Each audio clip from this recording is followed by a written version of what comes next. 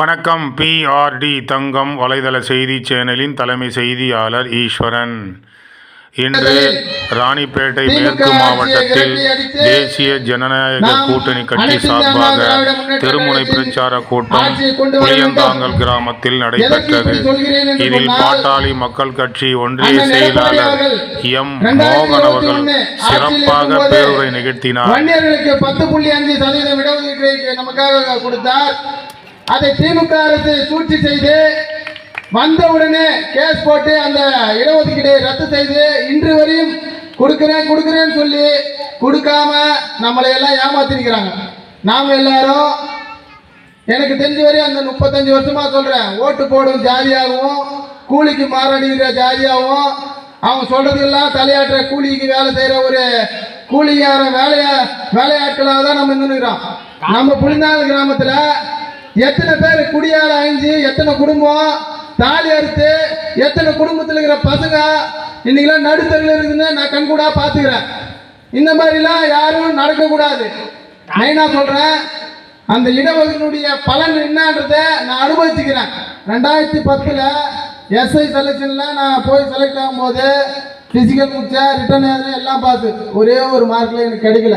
இன்னைக்கு கிடைச்சிருந்தா நான் 1 லட்ச ரூபாய் 1.5 லட்ச ரூபாய் சம்பளம் வாங்கியிருப்பேன். எனக்கு அதனுடைய வலியும் வேதனையும் தெரியும்.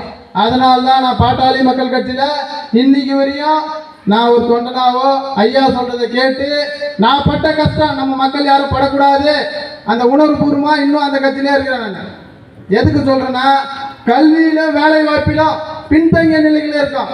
நம்ம பிள்ளைங்க எல்லாம் இலவச கல்வி, தரமான கல்வி, கட்டணமில்லா கல்வி, சுகமான கல்வி வேணும்னு 46 வருஷமாக நமக்காக குரல் கொடுக்கக்கூடிய ஒரே தலைவர் மருத்துவர் ஐயாவும் மருத்துவர் அன்புமணி ராமதாஸ் அவர்கள் மட்டும்தான்.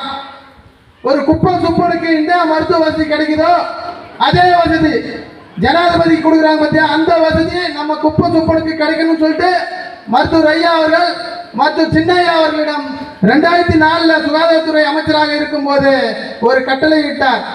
அப்போது அவர் சொன்னார், நீ பதவியேற்ற உடனே நம் மக்களுக்கு எல்லாம் நீ என்ன செய்யணும்னா ஒரு சுகாதாரத்துல நீ ஒரு சாதனை படைக்கணும்னு சொன்னாரு.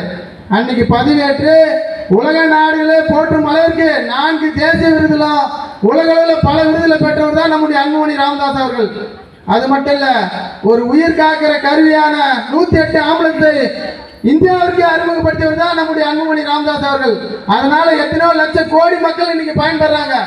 ஒரே போன் 108க்கு போட்டனா அடுத்த 10 நிமிஷத்துல இங்க வந்து நிற்கும். இதுதானே திட்டம். அவர் என்ன சொல்றாரு, காசு பணம் இலவசம் எங்களுக்கு வேணாம், தரமான கல்வி கொடு. ஒரு வீட்டுல ஒரு புள்ள நல்லா படிச்சுச்சுன்னா, ஒரு இன்ஜினியரோ டாக்டரோ ஆயிட்டானா அந்த குடும்பத்துக்கு யாரும் அந்த பகராவே அந்த தலைமுறையா அவங்க வந்து அவங்க பரம்பரையா மேலுக்கு வந்துடுவாங்க. படிக்கலன்னா கட்சி வரையா கூலிக்கு தான் மாறடிக்கணும், படிப்பு தான் முக்கியம் ஐயா தொடர்ந்து சொல்லினே வராரு. அது மட்டும் இல்ல, வேலை வாய்ப்புல எங்க போனாலும் நம்ம வந்து பின்தங்கி நிலையிறோம். 10.5% எடப்பாடியார் ஆட்சி வந்த உடனே நமக்கு நிச்சயம் அன்புமணி ராமதாஸ் அவர்கள் எடப்பாடி அவர்களை பெற்று பேசி நமக்கெல்லாம் பெற்று தருவார்.